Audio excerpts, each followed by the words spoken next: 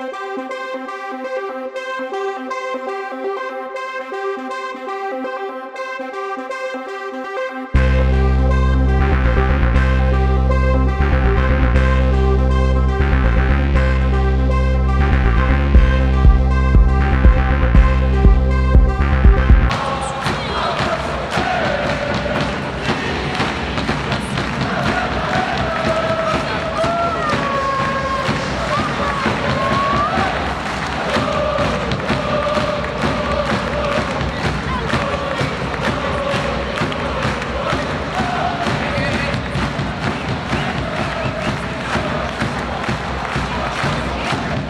bilan il est clair. Aujourd'hui, on fait une saison régulière avec aucune défaite en temps réglementaire. Donc c'est sûr qu'on est satisfait de la saison des gars. Maintenant on va attaquer les choses sérieuses avec les playoffs. Comme on dit toujours dans le milieu du hockey, on fait la saison régulière, on s'amuse un peu. Et là avec les playoffs, on va attaquer les choses sérieuses. Vaujany ou Colmar, donc vous êtes dans l'attente, peu importe, on a envie de dire.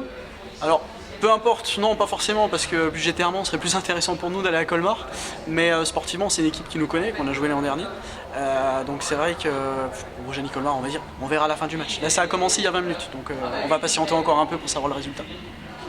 Bon, tu as laissé entendre que tu pourrais céder ta place, est-ce que tu confirmes? Alors j'ai pas laissé entendre, c'est une confirmation, je le confirme. Moi à partir de la fin de la saison je quitterai mon rôle de président au sein du club. Alors pas sans regret, mais j'ai une vie de famille, une vie professionnelle qui aujourd'hui me prend du temps et j'ai envie de revenir à des bases de vie. Voilà. Le hockey aujourd'hui me prend beaucoup trop de temps dans ma vie professionnelle et ma vie personnelle. Oui, c'est difficile de concilier vie associative et ambition professionnelle, puisque tu pourrais prendre une place un peu plus importante au sein de ton entreprise, c'est ça? Oui, tout à fait, c'est ça. Et puis aujourd'hui, le hockey, si ça veut se gérer correctement, il faut y passer 15-20 heures par semaine. Donc j'ai déjà un travail qui me prend beaucoup de temps. Et puis j'ai envie de voir mes enfants grandir. Ça, c'est très important pour moi. Est-ce que tu as le sentiment du devoir accompli, d'avoir relevé le défi quand tu vois où tu as pris le club? Alors le défi est relevé, mais le sentiment du devoir accompli, non, parce que j'aurais encore envie d'aller encore plus loin et d'en faire encore plus. Donc je suis un perfectionniste et un insatisfait, donc je veux toujours en faire plus, pardon. Et voilà, je partirai pas sans regret, mais par contre je sais qu'un jour je reviendrai, dans quelques années. Donc tu resteras proche du club de toute façon? D'un point de vue administratif, non, mais je viendrai toujours suivre l'équipe, bien entendu. Bon, naturellement, Épinal est un club ambitieux.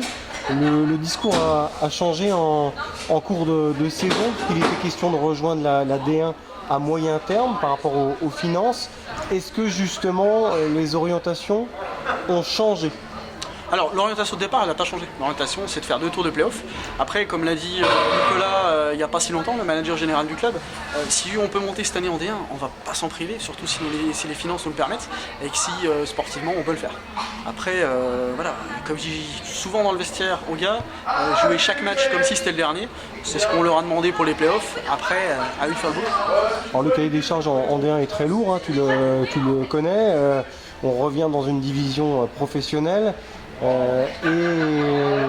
c'est une association, c'est ça? On peut aller en D1 sous forme associative ou il faut revenir en SASP? On peut toujours être en D1 en associatif, on a le cas avec j'ai un trou de mémoire, l'équipe que gère Rudy Goua, le président oui, parce que Sergi est dans SASP. Le président des Mont Blanc, Sergi est en SASP, il y a des clubs qui sont en SASP, il y a des clubs qui sont en association. On peut accéder à la D1 en étant encore une association, bien sûr. Mais donc il faut prendre des joueurs étrangers, cahier des charges beaucoup plus strict.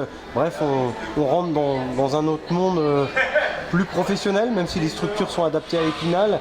Il faut s'y préparer forcément. Alors il faut s'y préparer bien sûr, sachant qu'aujourd'hui, d'après ce qu'on voit de l'extérieur et ce que nous disent les joueurs, on a quand même un fonctionnement relativement professionnel. Pour une division 2, on a quand même certains étrangers, certains bon nombre de Français, bon nombre de Spinaliens surtout, et ça on veut le conserver absolument.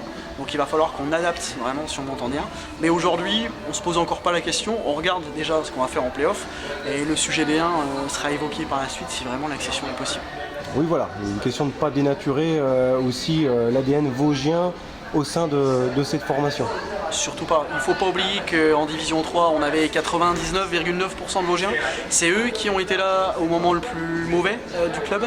Donc il faut un peu de reconnaissance par rapport à ça. Donc il ne faut surtout pas les lâcher et puis il faut les remercier surtout.